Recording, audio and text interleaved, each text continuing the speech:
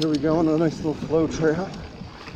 Santa Cruz Tallboy 29er aluminum frame.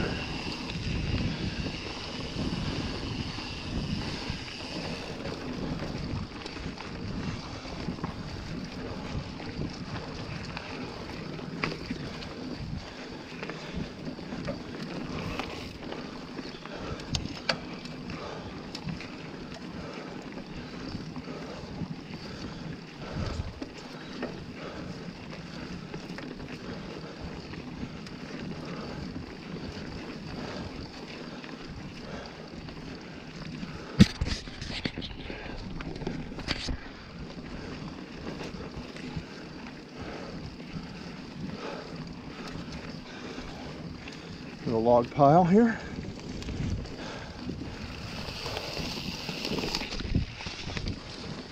Pretty easy.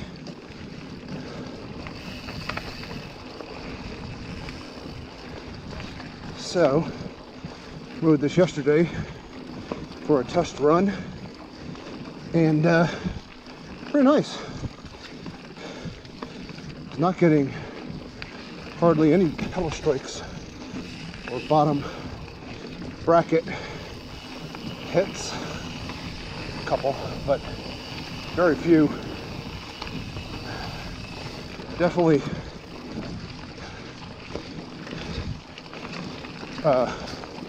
way better on that end than the high tower LT, which I was getting a ton of pedal strikes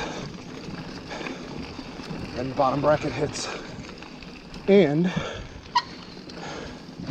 no rear derailleur problem on this bike, like on the what you call it, Trek Fuel EX,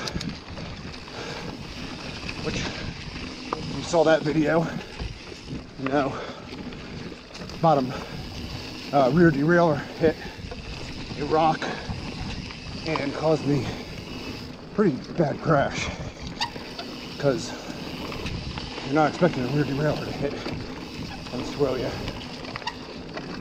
Something's a little tricky here. Fork. At any rate, this is the low end build. Whew. This bike is fun, I'll tell you that much. Likes to pop. Right, we gotta figure out what that is.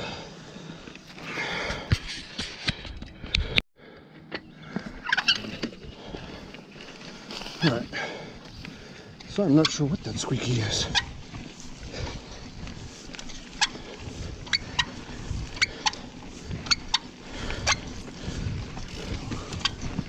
Oh, it's annoying. Anyway, little uphill part here. But you climbed this pretty well yesterday. I expect the same today. One thing about this bike, aside from that squeak, I feel a little more on top of it than I did with the Fuel EX. Fuel EX, I felt a little more in the bike. Now, that could be, these are 29er wheels. That was 27.5 plus. I don't know. But, just an observation. I will tell you that this is the cheaply equipped bike. I think it's like the D or something. It has an 11-speed SRAM NX cassette, 1-by system, SRAM level T brakes. At least I think they're SRAM. I don't know who the brakes are. I'll have to look it up after. I just kind of assumed they were SRAM. They're level T.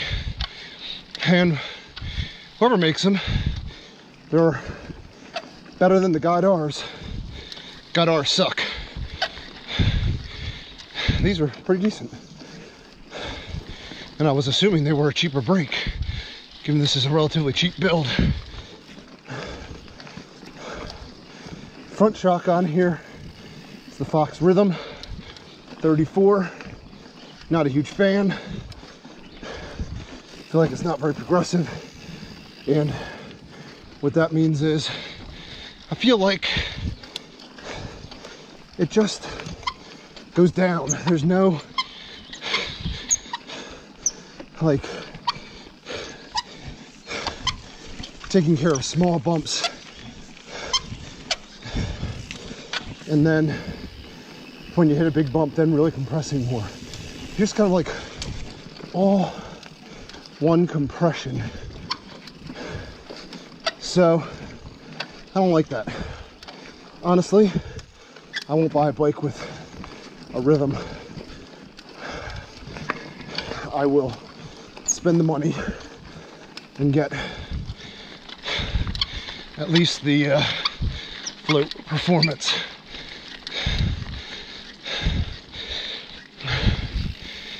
Again, this is an aluminum frame.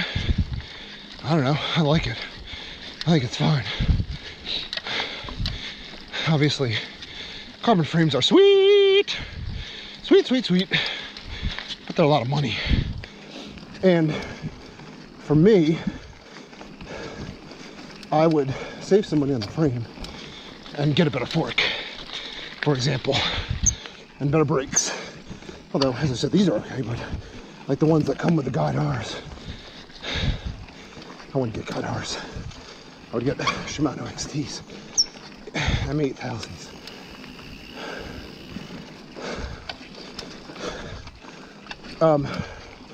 I am pedaling right now, full open. So, I'm in the lowest gear. I'm wishing I had a lower.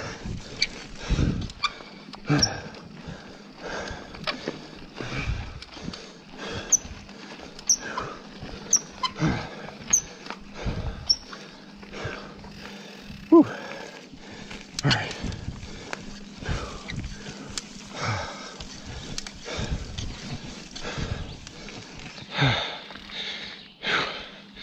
So we're gonna pause here for a minute before we do the next real technical section. All right, guys, so this is a more technical trail here. Let's see how she does. I will tell you, on these trails, I do wish I had a lower gear. The 1x11 is not enough. Not for a weekend warrior like me. I ride maybe 3 times a week in the on season. Man, whatever that is really annoying.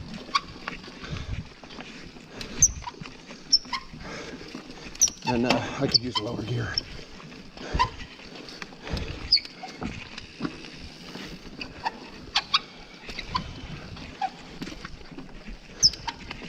There we go, nice.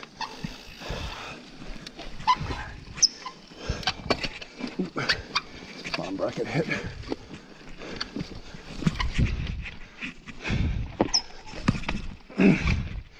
Okay, made it over that. Whew. However, if you see that on 27.5 plus tires, it's a lot easier. Whew. And in that video, I did not have a lower gear either, because while I had an Eagle, I had crashed and bent the derailleur hanger.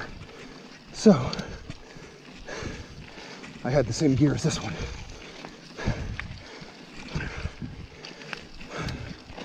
So maybe I'll do a video on this one time. Wheel sizes. I can say, if the debate comes up, 29er or 27.5 plus. My first answer is, depends on the terrain. My second answer is, in terrain like this, rocky, technical, Whether you're crawling over it and going slow, or whether you're bombing it and going fast, the Plus tire is much better. There we go. Lower the seat post here.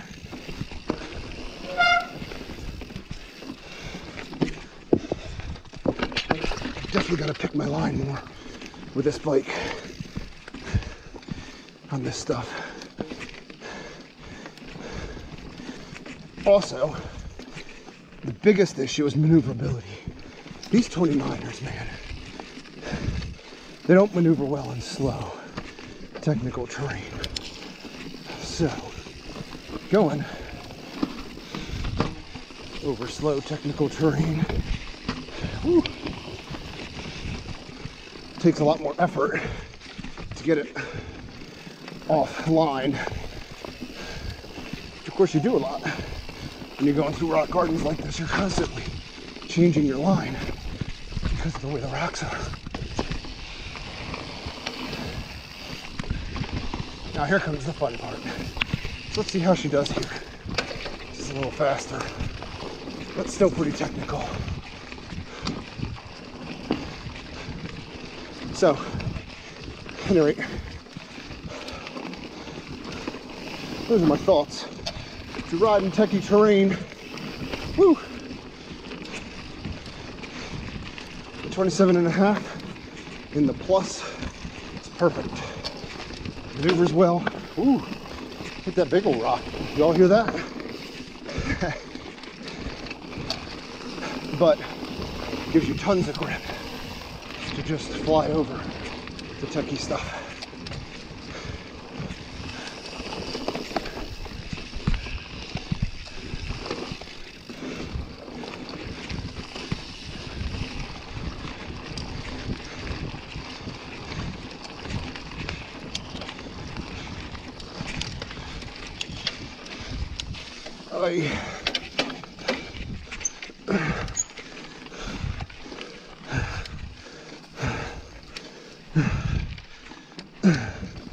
Okay, made it over that and up that. Whew. Just like the 27.5 Plus.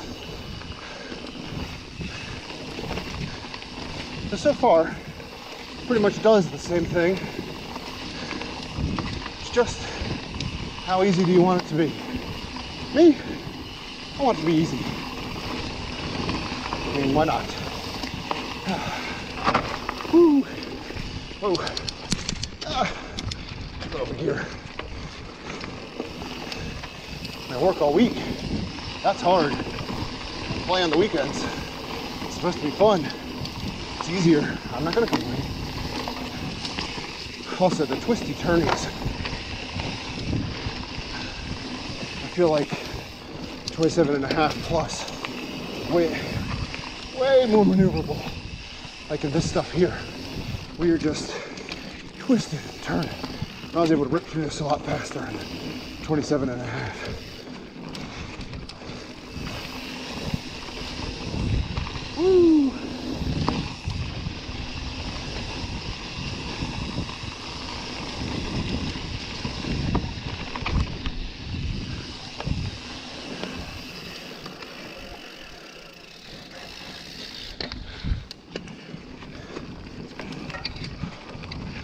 But that's just me, personal preference.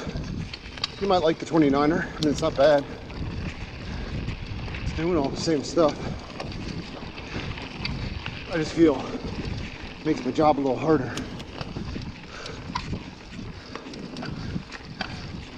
So this is a little wide double track, and this is where the 29er really comes to life. Where you can be up to speed and just keep rolling. On your left, guys. Nice.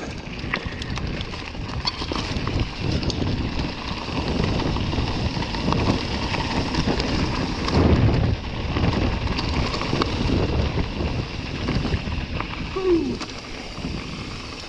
There you go.